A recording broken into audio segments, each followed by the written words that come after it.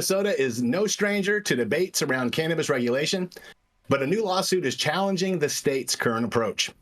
4 residents who grow cannabis at home are using the state's Office of Cannabis Management, the state's Office of Cannabis Management, arguing that a constitutional provision from 120 years ago gives them the right to sell their surplus without a state license. Article 13, Section 7 of Minnesota's Constitution reads, "No license required to peddle. Any person may sell or peddle the products of the farm or garden occupied and cultivated by him without obtaining a license therefor." The plaintiffs believe that this language applies to cannabis too. The lawsuit filed in Ramsey County District Court targets OCM Interim Director Charlene Briner and Attorney General Keith Ellison. It aims to challenge a clause in the state's cannabis law that only allows licensed sellers to distribute their products. Licenses won't be available till next spring, and competition for them is expected to be fierce. One plaintiff, Patrick McClellan, who suffers from a rare form of muscular dystrophy, finds himself growing more cannabis than he can use. He wants to offset the cost of growing at home by selling the surplus to others in similar situations. Jeffrey O'Brien, the attorney behind the case, wrote to the Office of Cannabis Management seeking an opinion on whether home growers could sell cannabis without repercussions. In response, the OCM suggested that he reach out to county attorneys as their office doesn't issue advisory opinions. O'Brien said, "As long as we stay within the lanes that you set up of rules and regs, as long as we limit it to what can be grown legally, it would seem straightforward that you're able to sell the products off of those plants per Article 13, Section 7 of the Constitution."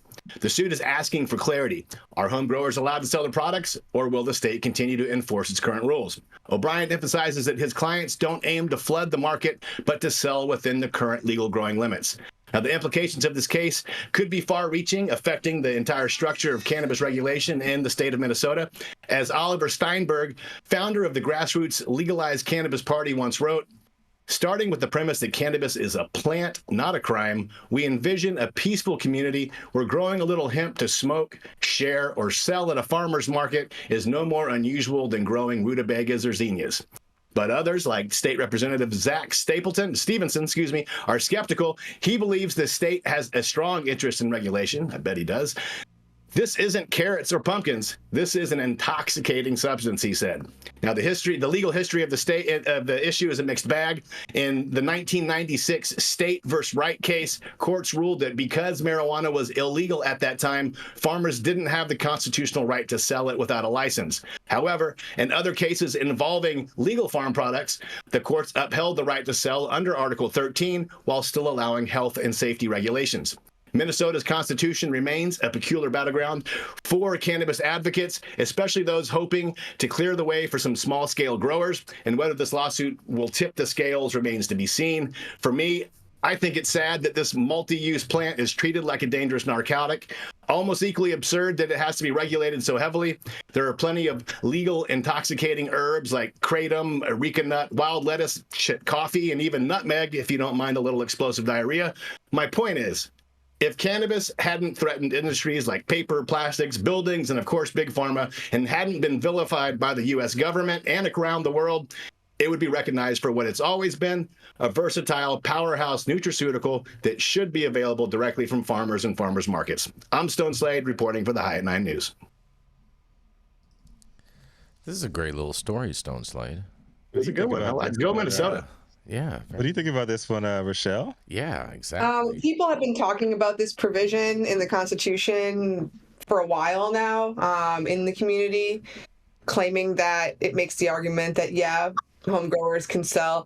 I honestly don't think that it's going to stand. The government in Minnesota has already kind of said regarding this that it doesn't apply to cannabis.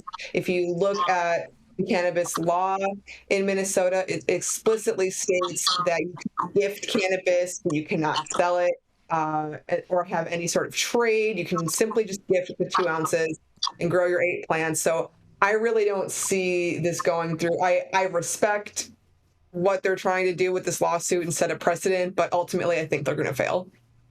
Now, Creative. Over in Wisconsin, though, my fiance can sell his federally compliant cannabis products at the farmer's market, which he does. People walk up, they can smell the jars and buy it right there. So that's very interesting. If you want to have farmer's market weed in Wisconsin. How does he have federally compliant cannabis in Wisconsin? That doesn't make sense. It's under the it's compliant under the 2018 Farm Bill. Oh, hemp. Well, I think it's all cannabis. It's all cannabis. It's all cannabis. It's got THCA in it, right? THCA. It's got THCA. THCA. It ain't compliant. Federally compliant cannabis.